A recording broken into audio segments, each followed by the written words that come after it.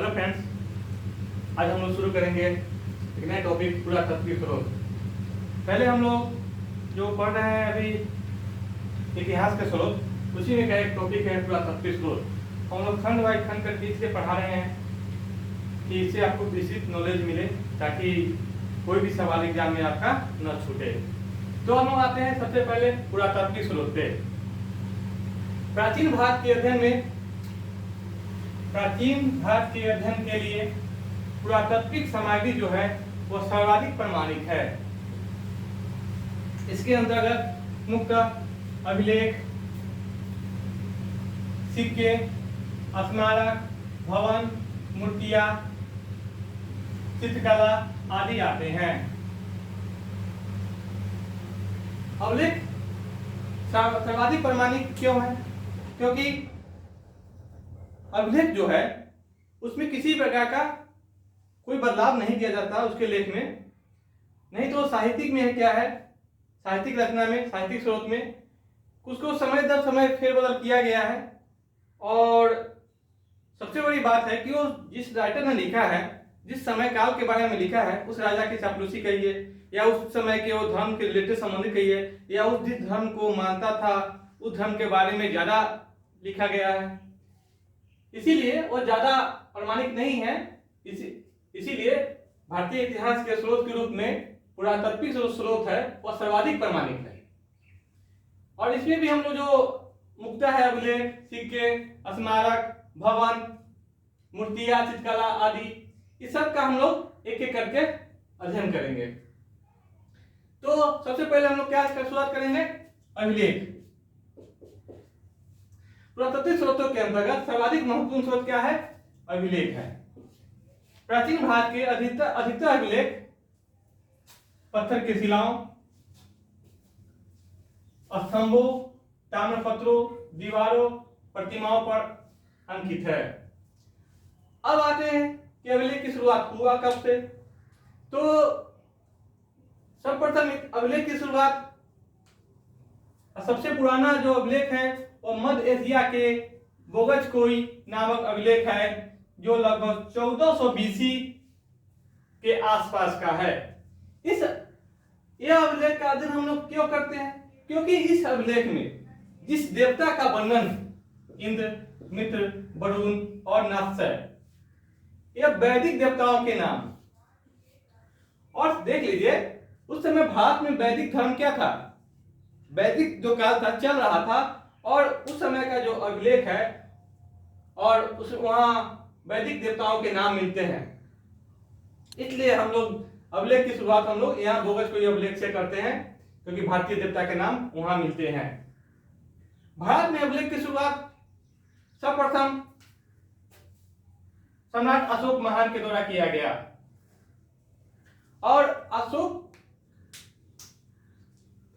भारत का पहला ऐसा सम्राट था जिसने अभिलेख के माध्यम से अपने प्रजा के साथ, अपने जनता के साथ प्रत्यक्ष संवाद स्थापित करने का प्रयास किया था।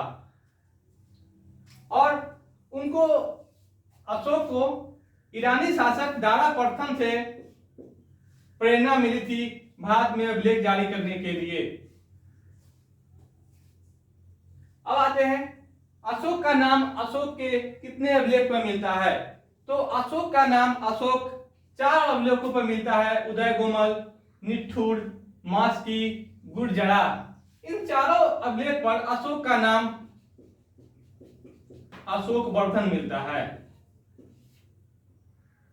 बाकी जितने भी अभिलेख हैं, शिलालेख हैं, उस पर सभी जगह अशोक का नाम देवाना नाम प्रियदर्शी। ऐसा नहीं है कि सिर्फ अशोक का ही नाम देवाना प्रियदर्शी है। अशोक के पौत्र दशरथ, सम्राट दशरथ का भी कहीं कहीं देवाना प्रियदर्शी कहा गया है। यानी कि मौर्य साम्राज्य में 2 शासकों को दीवाना नाम प्रियदर्शी कहा गया है। किसको किसको? पहला हो गया महान अशोक, दूसरा हो गया उनके पुत्र राजा दशरथ। अब अशोक के अभिलेख की लिपि देख ले। तो अशोक के जो अभिलेख हैं, लिपि के आधार पर भागों में बांट देते हैं। ग्रीक और अरमाइक लिपि पहला, दूसरा खरोष्टी लिपि, तीसरा ब्राह्मी लिपि। ग्रीक और अरमाइक लिपि अफगानिस्तान के क्षेत्र से प्राप्त अभिलेखों पर यह लिपि का वर्णन मिलता है। पाकिस्तान का जो एरिया है, क्षेत्र है, वहां जो अभिलेख मिले हैं उस पर खरोष्टी लिपि में लेख लिखे गए हैं, और बाकी जितने भी अभिलेख भारत में हैं वो ब्राह्मी लिपि में लिखे गए हैं, यानी कि प्राकृत भाषा। बहुत सिंपल है यहाँ पर, प्राकृत भाषा जो समय भारत के बोलचाल की भाषा थी। और कोई भी शासक जनता के साथ प्रत्यक्ष संबंध स्थापित करेगा तो बोलचाल की भाषा में ही अपने शासनादेश जारी करेगा। तो अशोक ने भी वही किया, जनता की बोलचाल की भाषा में ही अभिलेख जारी करके जनता के साथ प्रत्यक्ष संबंध स्थापित करने का प्रयास किया। अब हम लोग आते हैं अशोक के शिलालेख की खोज। तो 1750 में, यानी 1750 में पता चला कि पादत्री फैंसर ने शिलालेख, अशोक के शिलालेख की खोज की है। इनकी टोटल संख्या कितनी है? उल्लेखों की संख्या टोटल 14 है। इससे पहले पता नहीं था किसी को, और इसको पढ़ने के सर्वप्रथम किसने प्रयास किया था? जेम्स प्रिंसप ने। और उन्होंने ब्राह्मी लिपि को यानी कि 1837 में जेम्स प्रिंसप साहब ने अशोक के ब्राह्मी लिपि वाले अभिलेख को पढ़ने में सफलता प्राप्त कर ली और भारतीय इतिहास में अपना नाम दर्ज करा लिए। अब आते हैं हम लोग कुछ गैर सरकारी अभिलेख पर भी। तो गैर सरकारी अभिलेख में गरुड़ स्तंभ लेख का नाम महत्वपूर्ण है। गरुड़ स्तंभ लेख जो बेसनगर वर्तमान बिरसा में पड़ता है। बिरसा कहाँ है? एमपी। एमपी मतलब मध्य प्रदेश।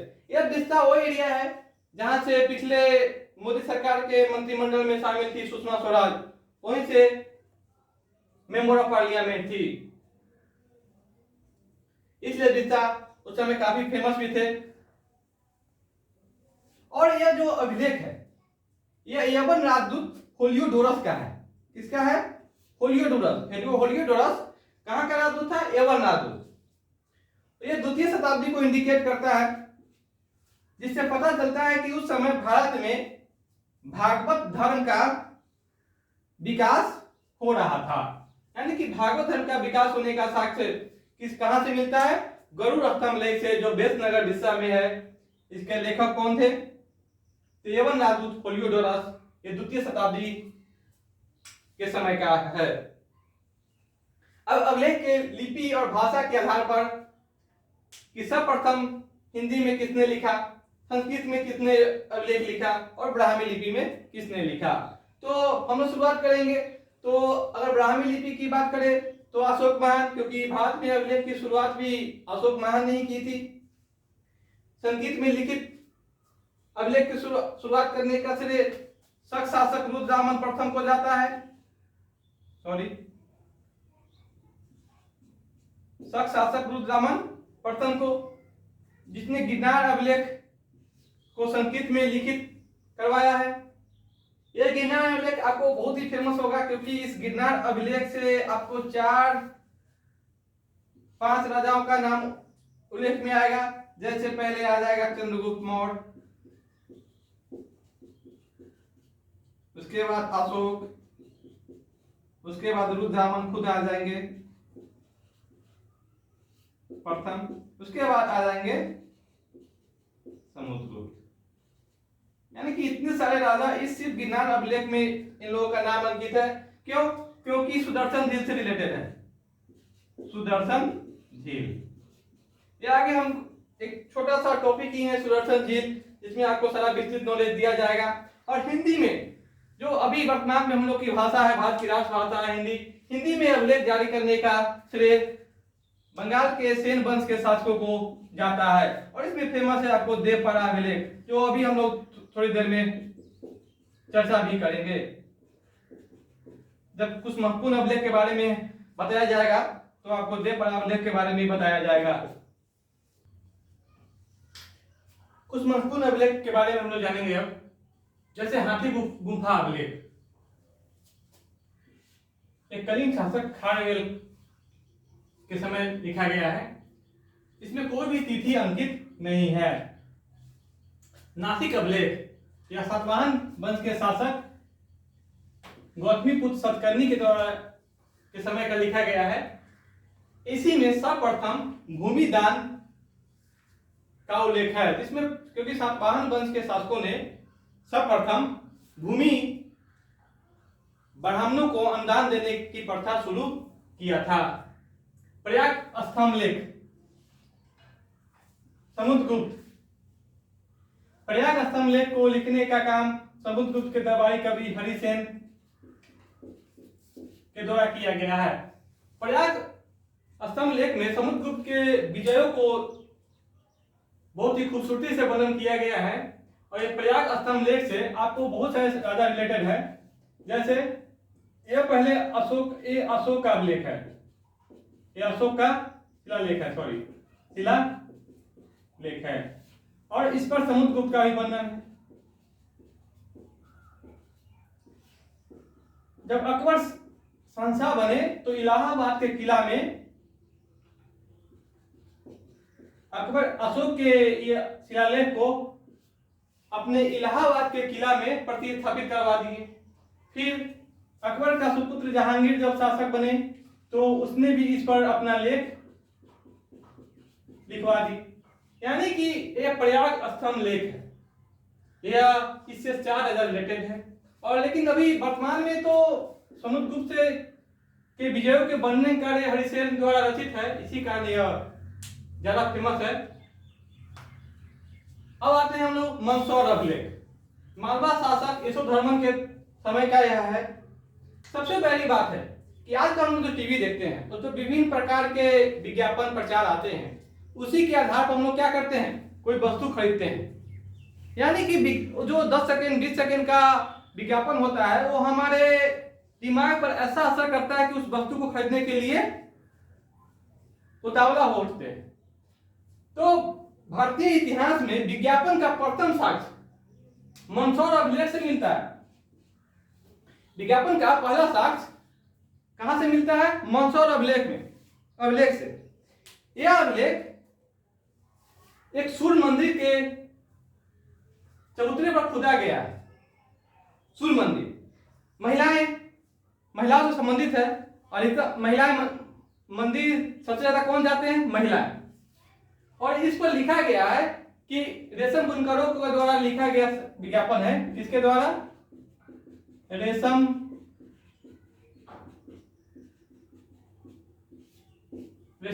बुनकरों द्वारा यह लिखा गया है। और उसने अपने साड़ी का प्रचार किया है कि भारतीय नारी कितनी भी सुंदर क्यों न हो, जब तक वो हमारे द्वारा बनाई गई साड़ी नहीं पहनेंगी वो सुंदर नहीं दिखेगी। यानी कि भारत में विज्ञापन का शुरुआत कब से माना गया है, यानी कि प्रथम लिखित साक्ष्य कहां से मिलता है, मंदसौर अभिलेख से। इसको आप नोट कर लेंगे। अब आते हैं हम लोग एहोल अभिलेख। एहोल अभिलेख पुलकेशिन द्वितीय से संबंधित है। पुलकेशिन द्वितीय बादामी के चालुक्य वंश के शासक थे, बहुत ही प्रसिद्ध शासक रहेंगे। ये एहोल अभिलेख रवि कीर्ति द्वारा रचित है। इनके दरबारी कवि थे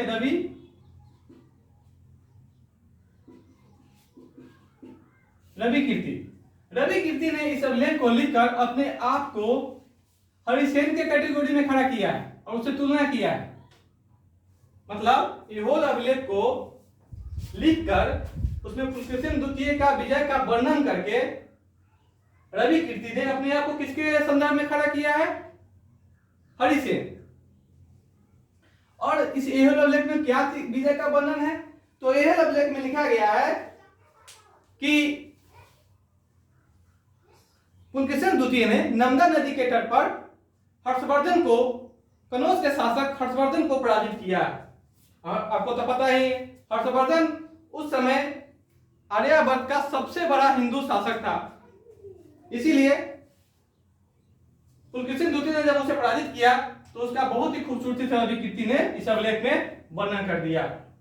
ग्वालियर अभिलेख मिहिर भोज से संबंधित है। मिहिर भोज प्रतिहार नरेश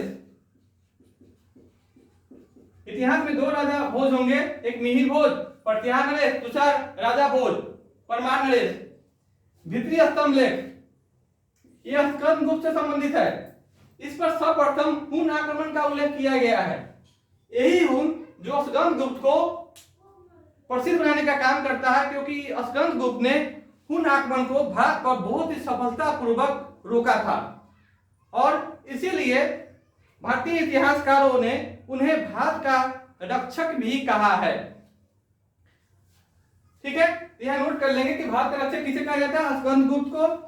और हुन आक्रमण का सर्वप्रथम उल्लेख किस अभिलेख में है, तो भित्री स्तंभ लेख में। देवपारा अभिलेख, यह सेन वंश के शासक विजय सेन के द्वारा लिखा गया है, जो हिंदी में है। हमने पहले भी पढ़ा है कि हिंदी में अभिलेख लिखने की शुरुआत किस शासक ने की है, तो किसने की है, सेन वंश के शासकों के द्वारा। अब आते हैं ईरान अभिलेख। यह गुप्त शासक भानुगुप्त के समय का है, 510 ईस्वी। इसमें सती प्रथा का उल्लेख है। सती प्रथा वो तो आपको पता ही होगा। सती प्रथा क्या होता है, जब पति की मृत्यु हो जाती है तो उसके चिता पर पत्नियां भी लेट जाती है और साथ में ही दोनों मरते हैं, तो यह सती प्रथा है। इसका सर्वप्रथम साक्ष्य, लिखित साक्ष्य कहां से मिलता है, तो ईरान अभिलेख से मिलता है। इसमें लिखा गया है कि किसी भोजराज की मृत्यु के बाद उसकी पत्नी नगाड़े, ढोल बाजे, नगाड़े, ताशे के साथ सती होने जा रही थी। यानी कि बहुत ही खूबसूरती के साथ इसका वर्णन किया गया है और खूब खुशी के साथ तब में ढोल नगा ताशा बजाया गया है। अभिलेख यहाँ पर समाप्त होता है। अब हम लोग आए थे पुरातात्विक स्रोत के साथ अगले स्रोत सिक्के पे। सिक्के भी ठोस होते हैं और इसमें जो लिखे हुए लेख होते हैं और किस धातु के बने हुए हैं, इसके आधार पर उस समय की अर्थव्यवस्था, उस समय के धार्मिक अवस्था के बारे में पता चलता है। तो सर्वप्रथम यहाँ आएंगे, भारत में प्राचीनतम सिक्कों को क्या कहते हैं, आहत सिक्के या पंचमार्क सिक्के। आहत मतलब मार मार के आहत बनाना, नहीं कहते हैं आहत है तुम्हारे इस व्यवहार से हम क्या है, आहत है, मतलब कि उसको मार मार के आहत कर देना। और पंचमार्क, पंच, ये जो पंच है ना, वो पंचमार्क, यानी कि जो प्राचीन भारत में सिक्के बनते थे वो ढलाई से नहीं बनते थे। किससे बनते थे, तो पंच, यानी कि थप्पा मार मार के पीट पीट कर वो सिक्के का निर्माण किया जाता था, जो ईसा पूर्व 5वीं सदी के है। और इसका जो सिक्के का भंडार मिला है पूर्वी यूपी प्रदेश में और मगध, बिहार के जो दक्षिणी बिहार के मगध क्षेत्र है वहां मिला है। और इन सिक्कों पर जो चित्र बने हुए हैं, पेड़ के, मछली के, सांड के, हाथी, अर्धचंद्र आदि की आकृतियां क्या हुई है, बनी हुई है।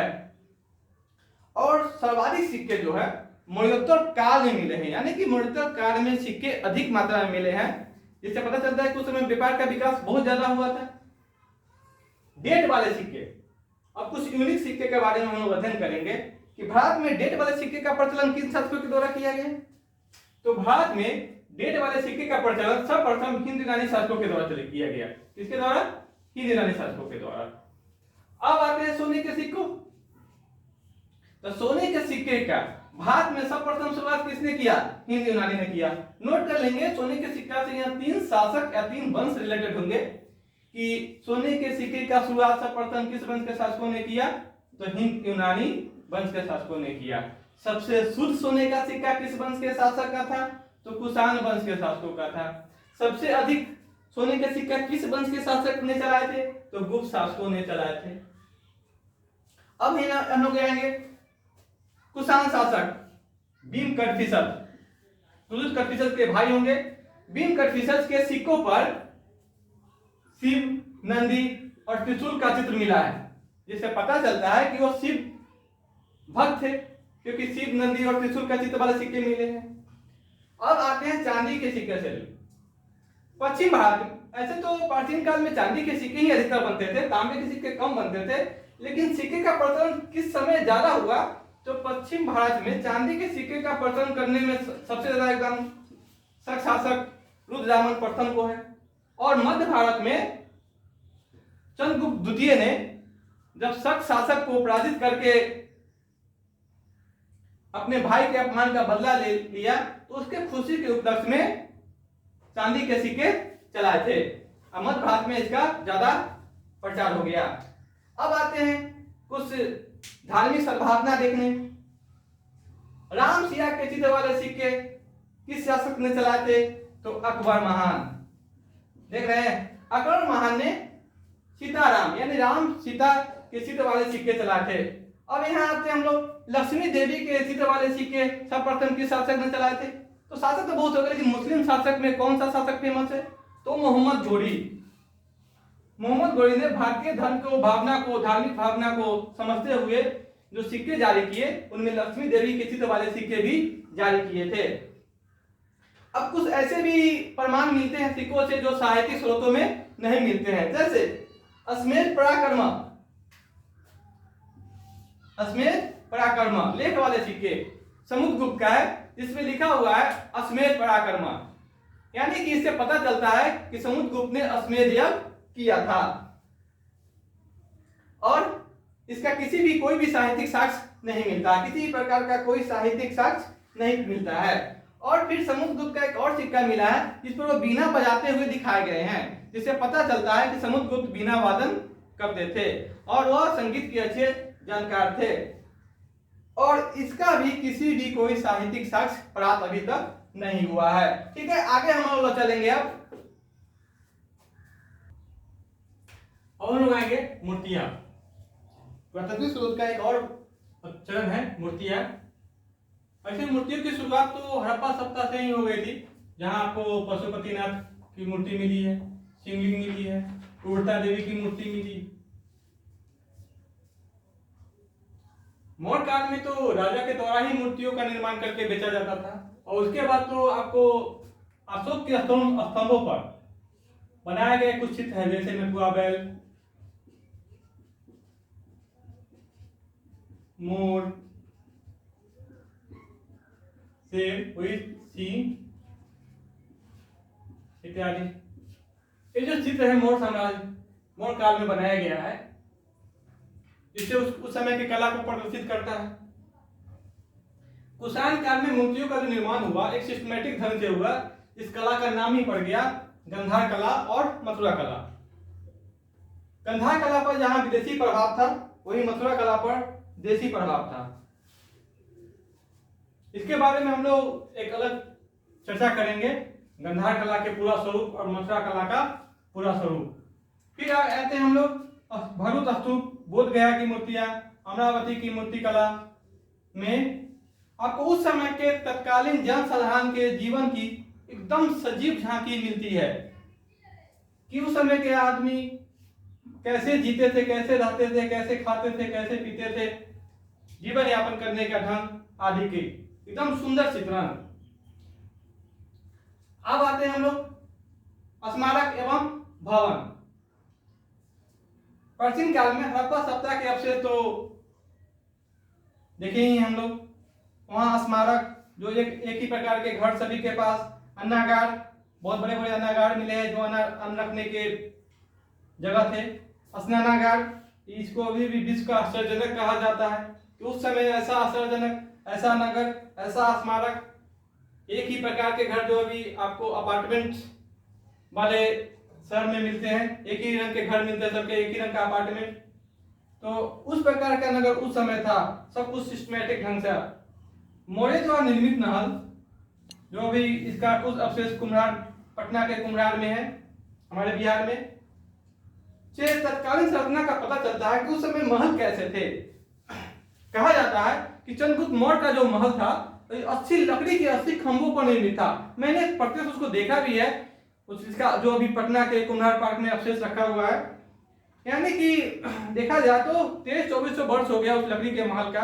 लकड़ी का अवशेष जो है वो अभी भी बहुत ठोस है, माने अभी भी वो सड़ा हुआ नहीं है, खत्म नहीं हुआ है, उसका अवशेष अभी भी है, जिससे पता चलता है कि उस समय कैसा होगा। और उसके द्वारा बनाया गया जो खंभा है वो तो अभी भी एकदम चमकीला है, तो लगता है कि उस समय कैसा रहा होगा।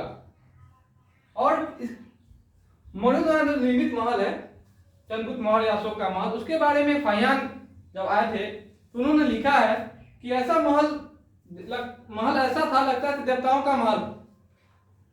इससे पता चलता है कि महल कैसा रहा होगा। फिर बौद्ध धर्म से संबंधित जो स्तूप अभी मिलते हैं, जो समय बने हुए थे, उससे तत्कालीन संरचना का पता चलता है। चैत्य, जहां पर बौद्ध धर्म के लोग पूजा करते हैं, स्तूप में भी पूजा करने का स्थान है। और बिहार, बौद्ध धर्म के भिक्षुकों को रहने के लिए जो जगह होते थे उसे बिहार कहते हैं। से पता चलता है कि उस समय की तत्कालिक स्थितियां कैसी थी। अब आते हैं हम लोग मंदिर निर्माण शैली पर। पूरे भारत में 3 प्रकार के मंदिर निर्माण शैली का प्रचलन है। उत्तर भारत में नगर शैली, हम लोग अपने मंदिर में देखते हैं कि सीधा आपको ऐसा सपाट बना दिया जाता है मंदिर, दीवार टाइप का। और जो दक्षिण भारत में है, आपको खंड बाई खंड,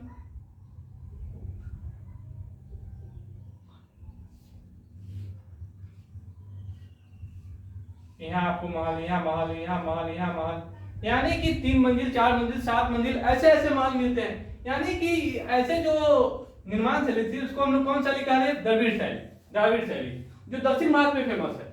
और नागर शैली उत्तर भारत में फेमस है, जो हम लोग का मंदिर निर्माण कला है।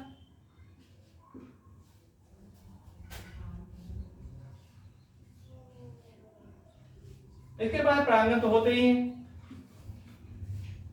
दोनों का जो मिक्स रूप है वो बेसर शैली है, जो मध्य भारत में आ गया। अब आते हैं चित्रकला। चित्रकला के बारे में कहा जाता है कि चित्रकला किसी जिस समय का होता है उस समय के तत्कालिक झलक प्रस्तुत करता है, यानी कि सजीव झलक प्रस्तुत करता है। तो हम लोग शुरुआत करेंगे पूरा पाषाण कालीन से।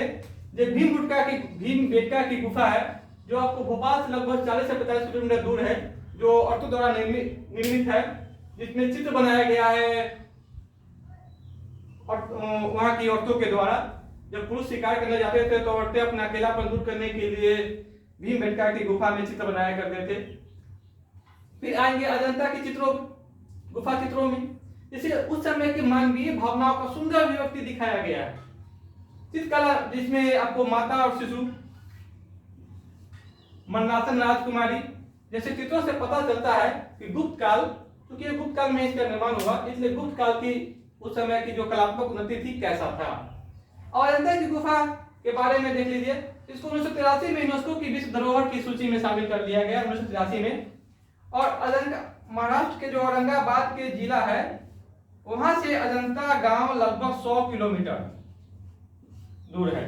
100 किलोमीटर की दूरी पर जो अजंता गांव है, लगभग अजंता गांव के पास पहाड़ की गुफा को बहुत ही सुंदर ढंग से काट कर लगभग 34 गुफा बनाए गए हैं।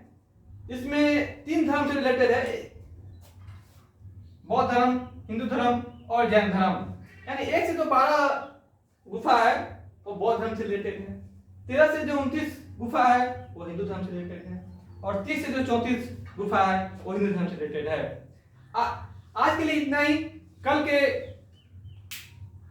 कल हम लोग एक नया चैप्टर शुरुआत करेंगे, जिसमें हम लोग साहित्य इतिहास के स्रोत का जो बचा हुआ है, विदेशी लेखकों के विवरण, वहां से हम लोग शुरुआत करेंगे। ठीक है।